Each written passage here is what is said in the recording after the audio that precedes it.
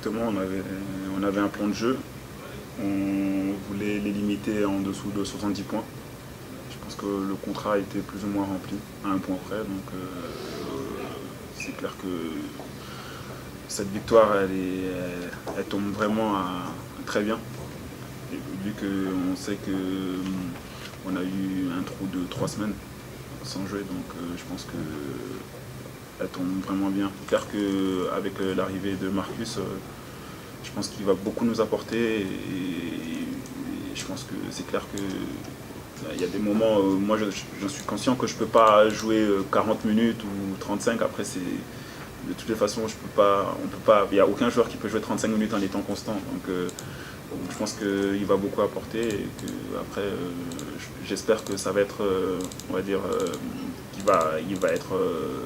va donner cette intensité jusqu'à la fin de la saison. C'est clair, c'est une défaite lourde, mais c'est vrai que l'ampleur du score, même si on finit à 27, je pense qu'elle reflète malheureusement notre manque d'intensité dans le début de match défensivement. Après, on sait très bien que Dijon, si on les laisse se mettre dans le rythme, chez eux, c'est une équipe qui est très, très difficile à jouer, hein, ils n'ont pas perdu beaucoup de matchs. Là, on a tout fait trop lentement, avec pas assez de dureté, on s'est fait prendre des ballons dans les mains, on a perdu 2 ballons stupides d'entrée, on n'était pas dans les attitudes qu'on devait avoir et dans ce qu'on avait travaillé.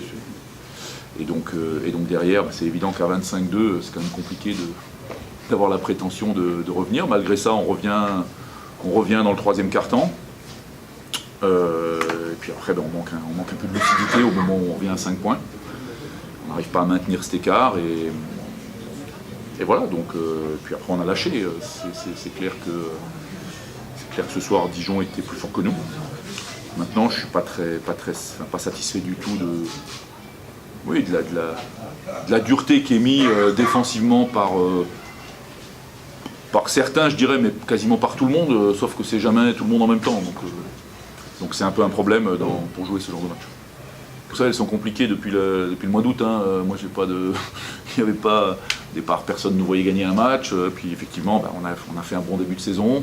Il y a eu ce coup d'arrêt. Derrière, on a un calendrier compliqué. On a eu un calendrier compliqué, la blessure de Tolbert. Voilà, il faut batailler. Après les 2 premières trêves, à chaque fois, on a eu vraiment du mal à rentrer dans les parties, que ce soit la première mi-temps à Antibes ou le match contre Strasbourg à domicile. Même si à ce moment-là, Strasbourg, le niveau d'opposition était important parce qu'on avait fait un gros match. Mais c'était l'inconnu, donc c'est vrai que le début de match a été au-delà de nos espérances, parce qu'on a fait un début de match quasi parfait. Je crois qu'on a monté jusqu'à 24-2.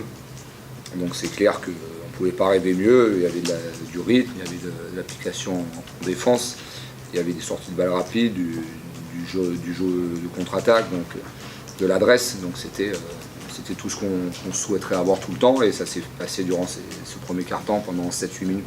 Je regarde pas si loin, moi je regarde simplement le prochain match. Voilà, je sais que sur les 5 derniers matchs, on est à 4 victoires sur 5. Voilà, c'est des équipes on va dire, qui sont avec nous. On a fait un bel exploit contre Le Mans. On a pu confirmer contre Cholet, à Boulazac, ce soir contre Pierre-Toulon. Maintenant, le calendrier fait qu'on va rencontrer des grosses oppositions, mais moi je me projette seulement sur le prochain match à Monaco.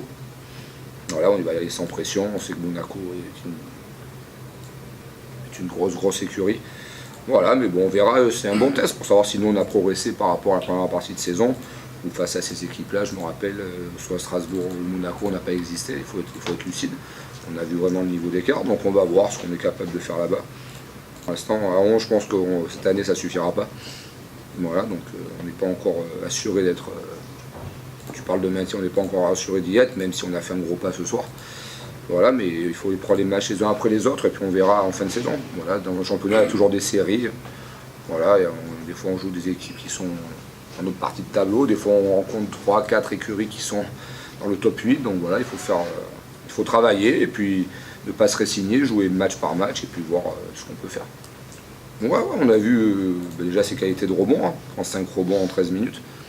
Voilà, ça on l'a rapidement vu aux entraînements, qu'il avait ce sens du placement. Il n'a pas de grosse qualité athlétique en termes de verticalité, mais il a un sens du placement, il prend de la place, il sent ça, il a des bonnes mains.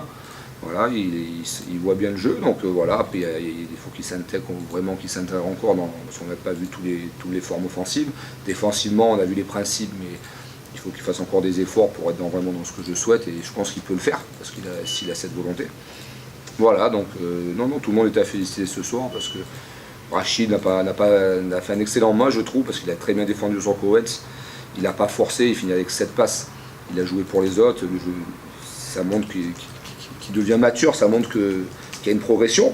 Et puis tous les joueurs ont apporté ce qu'ils devaient apporter. Donc c'est une belle victoire d'ensemble, et je félicite vraiment les joueurs pour ce match.